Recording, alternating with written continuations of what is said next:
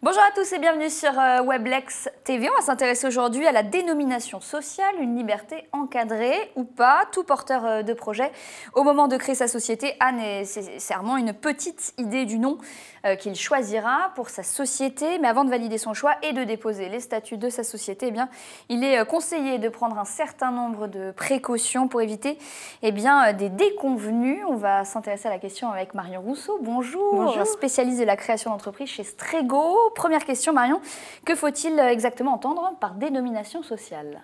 Il s'agit en réalité du nom de l'entreprise que va choisir le créateur d'entreprise. Donc on parle de nom commercial pour une entreprise individuelle, d'ailleurs qui n'est pas forcément le nom du commerçant, et on parle de dénomination sociale pour une société. Il ne faut pas non plus confondre l'enseigne et le nom de l'entreprise. L'enseigne elle va déterminer le lieu où est implantée l'entreprise, mais pas l'entreprise elle-même. Même si, au final, l'enseigne et le nom de l'entreprise peuvent tout de même être identiques. Alors, normalement, le choix du nom de l'entreprise est libre, mais il semble toutefois que cette liberté est encadrée. Quelle est la marge de manœuvre de l'entrepreneur? Alors, le principe, c'est vrai que c'est la liberté du choix du nom de l'entreprise. D'ailleurs, on peut tout à fait prendre un nom le créateur d'entreprise peut tout à fait prendre son nom patronymique comme nom d'entreprise ou un nom tout à fait fantaisiste. Mais il ne faut pas perdre de vue quand le nom de l'entreprise, c'est l'élément d'identification essentiel de l'entreprise. Et il ne faut pas qu'il soit totalement pris au hasard. Et le mieux, c'est qu'il ait un rapport avec l'activité ou les services proposés. Et en plus, tout n'est pas non plus permis. Le choix du nom, s'il est libre, doit toutefois être conforme aux normes en vigueur. Il devra respecter un certain nombre de règles et lors du contrôle, l'administration vérifiera que le nom choisi ne contrevient pas à l'ordre public, aux bonnes mœurs et qu'il répond aux conditions de forme exigées. Alors, en quoi consiste ce contrôle exactement? Il s'agira tout simplement de s'assurer que le nom n'est composé que de signes alphanumériques, lettres et chiffres romains ou arabes.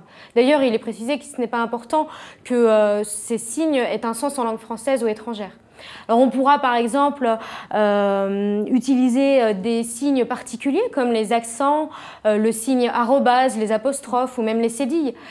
Par contre, le greffier pourra refuser d'autres signes comme les signes monétaires, slash, anti-slash, dièse, etc., etc.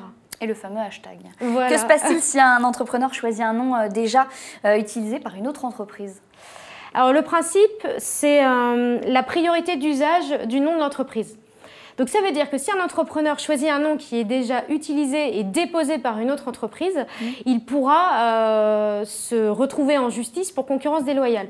En effet, l'entreprise pourra le poursuivre au motif qu'il détourne le public de son entreprise et qu'il détourne ses clients, ses prospects et qu'il induit le public en erreur. Alors, que doit faire l'entrepreneur pour éviter de prendre un tel risque? Alors c'est simple, il suffit de se connecter au site de l'INPI où on peut voir déjà tous les noms qui sont déposés par d'autres entreprises. Par contre, il s'agit essentiellement d'une recherche à l'identique. Donc c'est parfois pas suffisant parce qu'une action en justice peut être engagée même pour un nom trop similaire. Donc on conseille en fait de faire une étude d'antériorité et de similarité qui permet en fait de voir tout ce qui a déjà été déposé comme nom d'entreprise.